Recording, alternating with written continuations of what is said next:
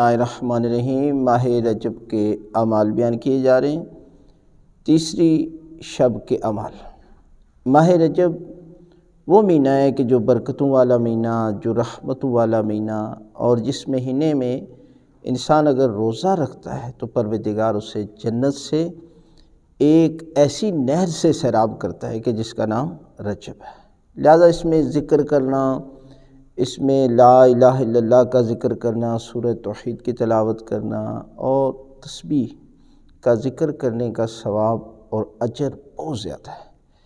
لہذا آپ چاہیے کہ اس مہینے میں فائدہ حاصل کریں، اور اس میں پروردگار جو ہے وہ گناہ جلدی بخش دیتا ہے، دعائیں جلدی قبول کرتا ہے۔ لہذا یہ اعمال کرتے ہوئے ضرور اپنے حق میں اور مومنین اور مومنات کے لیے دعا کیا کرے تو خالق کائنات جو ہے وہ دعاؤں کو قبول کرتا ہے۔ لہذا تیسری شب کے اعمال ہیں جس میں 10 رکعت نماز ہے جو آپ نے 2 کر کے پڑھنی ہے۔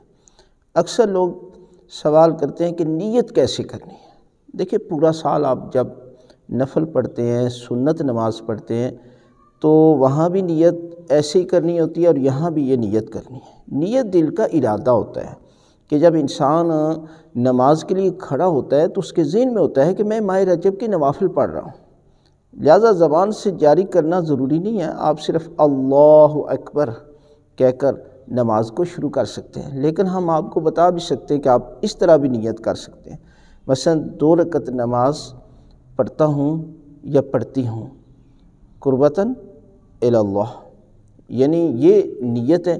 اس کے بعد آپ نے سورہ الحمد کے بعد 5 دفعہ سورہ نصر، اذا جاء نصر اللہ والفتح، یہ چھوٹی سی صورت ہے، آپ 5 دفعہ پڑھیں، اور دوسری رکعت میں بھی سورہ الحمد کے بعد اسی صورت کو 5 دفعہ تلاوت کریں، اور اس کے بعد دعائے قنوت ضرور پڑھیں اور نماز کو مکمل کریں 2 کر کے۔ یعنی جتنے بھی نوافل ہوتے ہیں یہ 2 کر کے پڑھنے ہوتے ہیں۔ لہذا آپ جو ہے وہ اس طریقے کے ساتھ نماز پڑھیں گے تو خالق کائنات آپ کو جنت میں اعلیٰ سے اعلیٰ ترین محل عطا کرے گا۔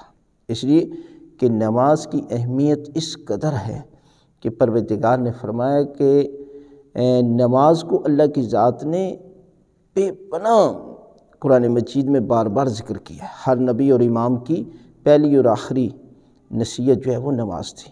لہذا ہمیں چاہیے کہ ماہ رجب میں زیادہ سے زیادہ جو ہر شب کے اعمال ہیں ان اعمال کو آپ ضرور انجام دیں تو خالق کائنات جو ہے وہ آپ کا شمار نمازیوں میں قرار دے گا۔